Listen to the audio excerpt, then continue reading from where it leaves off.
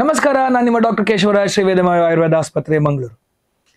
ಎಲ್ಲರಿಗೂ ಕೂಡ ಆಟಿ ನಮ್ಮ ತುಳುನಾಡಿನಲ್ಲಿ ಬಹಳ ಒಂದು ಏನು ಹೇಳ್ತೇವೆ, ತುಂಬಾ ಅದ್ಭುತವಾಗಿ ಆಚರಣೆ ಮಾಡುವಂತ ಒಂದು ತಿಂಗಳು.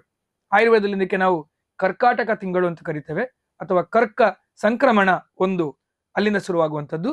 ಇದೀಗ ನಮ್ಮ ಜುಲೈ 16ನೇ ತಾರೀಕಿನಿಂದ ಕರ್ಕ ಸಂಕ್ರಮಣ 1ನೇ ದಿವಸ ಶುರುವಾಗ್ತದೆ. ಆಗಸ್ಟ್ 15-16ರವರೆಗೆ ಈ ಕರ್ಕ ಸಂಕ್ರಮಣ ಇರ್ತದೆ. ಅದಾದ್ಮೇಲೆ ಸೋಣೆ ತಿಂಗಳು ಅಂತ ನಾವು ಕರಿತೇವೆ. ತುಳುನಾಡಲ್ಲಿ ಹೇಳುವಂಥದ್ದು ಆಟಿ, ಆದ್ಮೇಲೆ ಸೋಣ ಅಂತ ಕರಿತೇವೆ ನಾವು ಇದಕ್ಕೆ. ಆಟಿ ತಿಂಗಳು ಬಹಳ ಮಹತ್ವವಾದದ್ದು. ಯಾಕೆ? ಆಟಿಯಲ್ಲಿ ಏನೇನು ಮಾಡಬೇಕು, ಆಟಿಯಲ್ಲಿ ತಿಂಗಳಲ್ಲಿ ನಮ್ಮ ಶರೀರದಲ್ಲಿ ಆಗುವಂತಹ ಬಹಳಷ್ಟು ಚೇಂಜಸ್ಗಳು ಏನೇನಿದೆ, ಹೇಗೆ ಇದು ನಮ್ಮ ಪ್ರಕೃತಿಗೆ, ಹೇಗೆ ಇದು ನಮ್ಮ ವೆದರ್ಗೆ ಕೂಡ ಇದಕ್ಕೆ ಕನೆಕ್ಟ್ ಆಗಿದೆ ಅಂತ ಹೇಳುವಂಥದ್ದು ಬಹಳ ಅದ್ಭುತವಾಗಿ ಆಯುರ್ವೇದದಲ್ಲಿ ಹೇಳಿದ್ದಾರೆ. ನೋಡಿ, ಆಟಿ ತಿಂಗಳು ಅಂತ ಹೇಳುವಂಥದ್ದು ಒಂದು ತುಳುವಿನಲ್ಲಿ ಒಂದು ಗಾದೆ ಮಾತೆ ಇದೆ. ಏನಂತ ಹೇಳಿದ್ರೆ, ಆಟಿಯಲ್ಲಿ ಬರುವಂತಹ ಮಳೆಗೆ ನಮಗೆ ಪುಚ್ಚದ ಪುಣಲ ಪಿದೈದಿಯಾರ ಆ ಪೂಜೆ ಅಂತ ಹೇಳುವಂಥದ್ದು ಒಂದು ಮಾತಿದೆ. ಅಂತ ಹೇಳಿದ್ರೆ ಅಷ್ಟು ಭಯಾನಕವಾದಂತಹ ಮಳೆ ಅಥವಾ ತುಂಬಾ ಮಳೆ ಇರುವಂಥದ್ದು ನಮ್ಮ ಆಟಿ ತಿಂಗಳಲ್ಲಿ ನಮಗೆ ಕಾಣಲಿಕ್ಕೆ ಸಿಗ್ತದೆ. ಅದೇ ರೀತಿ ಆಟಿ ತಿಂಗಳಲ್ಲಿ ತುಂಬಾ ಅತಿಯಾದಂತಹ ಬಿಸಿಲು ಕೂಡ ಕಾಣಿಸ್ಕೊಳ್ಳಿಕ್ಕೆ ಸಿಗ್ತದೆ. ಅಂತ ಹೇಳಿದ್ರೆ ಆಟಿ ತಿಂಗಳಲ್ಲಿ ಬರುವಂತಹ ಆ ಬಿಸಿಲಿಗೆ ಶರೀರದಲ್ಲಿ ಬಹಳಷ್ಟು ಏನು ವೈಪರೀತ್ಯಗಳು ಉಂಟಾಗುವಂಥದ್ದು ಸಹಜ. ಆಟಿ ತಿಂಗಳಂತ ಹೇಳಿದ್ರೆ ಏನು, ಹೇಗೆ ಶುರುವಾಗ್ತದೆ ನೋಡಿ. ಆಟಿಯಲ್ಲಿ ಮೊದಲಿನ ಕಾಲದಲ್ಲಿ ಏನಿತ್ತು ಅಂತ ಹೇಳಿದ್ರೆ, ಅತಿಯಾದಂತಹ ಮಳೆ, ಯಾವುದೇ ಕಾರಣಕ್ಕೂ ಮನೆಯಿಂದ ಹೊರಗಡೆ ಹೋಗ್ಲಿಕ್ಕೆ ಆಗ್ತಾ ಇರುವುದಿಲ್ಲ, ಮನೆಯಲ್ಲೇ ಇರಬೇಕಾದಂತಹ ಪರಿಸ್ಥಿತಿ.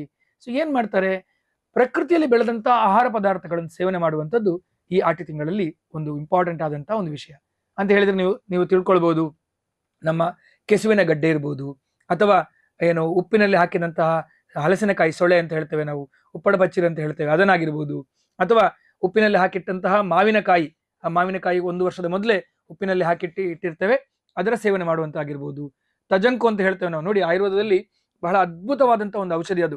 ಚಕ್ರಮರ್ದ ಅಂತ ನಾವು ಇದಕ್ಕೆ ಕರಿತೇವೆ, ತಜಂಕು. ಈ ತಜಂಕು ಸೊಪ್ಪಿನ ವಡೆ ಅಥವಾ ತಜಂಕಿನಲ್ಲಿ ಮಾಡಿದಂತಹ ಪಲ್ಯಗಳನ್ನು ಸೇವನೆ ಮಾಡುವಂಥದ್ದು ಆಟಿ ತಿಂಗಳಲ್ಲಿ.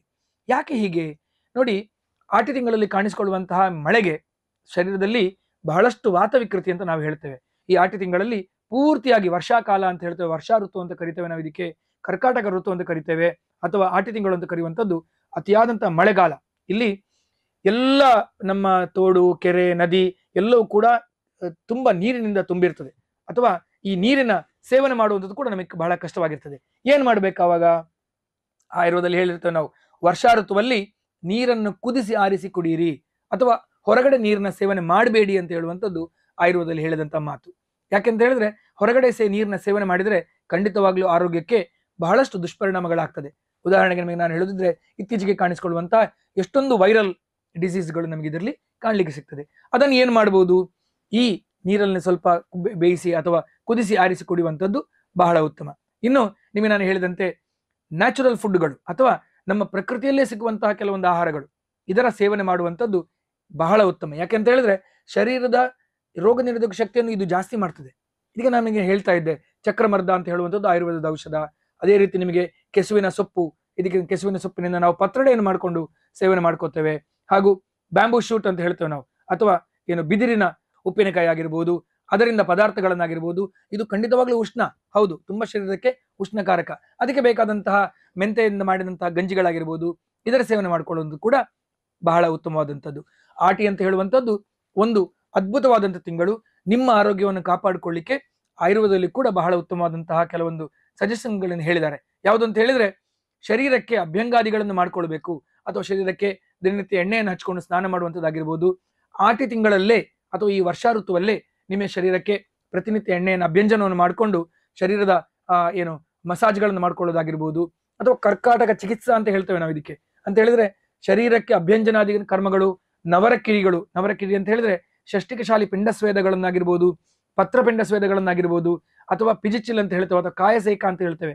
ಅಂತ ಹೇಳಿದ್ರೆ ಇಡೀ ಶರೀರಕ್ಕೆ ದಾರವನ್ನು, ಕ್ಷೀರಬಲ ತೈಲ ಆಗಿರ್ಬೋದು, ಧನ್ವಂತರ ತೈಲ ಆಗಿರ್ಬೋದು, ದಾರಗಳನ್ನು ಮಾಡ್ಕೊಳ್ಳುವಂಥದ್ದು ಕೂಡ ಆಯುರ್ವೇದದ ಪ್ರಕಾರ ಈ ವರ್ಷಾ ಋತುವಲ್ಲೇ ಮಾಡಬೇಕು. ಯಾಕೆಂತ ಹೇಳಿದ್ರೆ, ಈ ಒಂದು ತಿಂಗಳು ನಿಮ್ಮ ಆರೋಗ್ಯವನ್ನು ನೀವು ಕಾಪಾಡಿಕೊಳ್ಳಿಕ್ಕೆ ಸಾಧ್ಯ ಆದ್ರೆ, ಇದರಿಂದಾಗಿ ನಿಮಗೆ ಇಡೀ ಒಂದು ವರ್ಷ ಅಥವಾ ಇಡೀ ನೆಕ್ಸ್ಟ್ ಒಂದು ವರ್ಷ ನಿಮ್ಮ ಆರೋಗ್ಯವನ್ನು ನಿಮಗೆ ಕಾಪಾಡಿಕೊಳ್ಳಿಕ್ಕೆ ಸಾಧ್ಯ ಆಗ್ತದೆ. ಅದ ಕಾರಣ ಆಟಿ ತಿಂಗಳು, ಅಥವಾ ಈ ನಮ್ಮ ತುಳುನಾಡಿನಲ್ಲಿ ಹೇಳಿದಂತಹ ಬಹಳ ಅದ್ಭುತವಾದಂತಹ ಒಂದು ಸಂಪ್ರದಾಯವೇ ಹೌದು. ಈ ಆಟಿ ತಿಂಗಳಲ್ಲಿ ನಿಮ್ಮ ಆರೋಗ್ಯವನ್ನು ಕಾಪಾಡಿಕೊಳ್ಳಿಕ್ಕೆ ಆಯುರ್ವೇದವನ್ನು ಫಾಲೋ ಮಾಡ್ಕೊಳ್ಳಿ. ಅದೇ ರೀತಿ ಪ್ರಕೃತಿಯಲ್ಲಿ ಬೆಳೆದಂತಹ ಆಹಾರ ವಸ್ತುಗಳನ್ನು ಸೇವನೆ ಮಾಡ್ಕೊಳ್ಳಿ. ಇದು ಖಂಡಿತವಾಗ್ಲೂ ಎಲ್ಲರೂ ಮಾಡಲೇಬೇಕು. ಆ ಆಹಾರ ವಸ್ತುಗಳನ್ನು ಅದೇ ತಿಂಗಳಲ್ಲಿ ಸೇವನೆ ಮಾಡಬೇಕು ಅಂತ ಹೇಳುವಂಥದ್ದು ಕೂಡ ಆಯುರ್ವೇದದಲ್ಲಿ ಹೇಳಿದ್ದಾರೆ. ನಮ್ಮ ತುಳುನಾಡಿನ ಸಂಸ್ಕೃತಿ ಹೌದು. ನಿಮ್ಮ ಆರೋಗ್ಯವನ್ನು ನೀವು ಕಾಪಾಡಿಕೊಳ್ಳಿ. ಯಾವುದೇ ಕಾರಣಕ್ಕೂ ಕೂಡ ಸ್ವಯಂ ವಿದ್ಯರಾಗಬೇಡಿ. ನಿಮ್ಮ ಏನಾದರೂ ನಿಮಗೆ ಡೌಟ್ಸ್ಗಳಿದ್ರೆ ನಿಮ್ಮ ಆಯುರ್ವೇದ ವೈದ್ಯರ ಹತ್ರ ಸಂಪರ್ಕ ಮಾಡಿ. Thank you.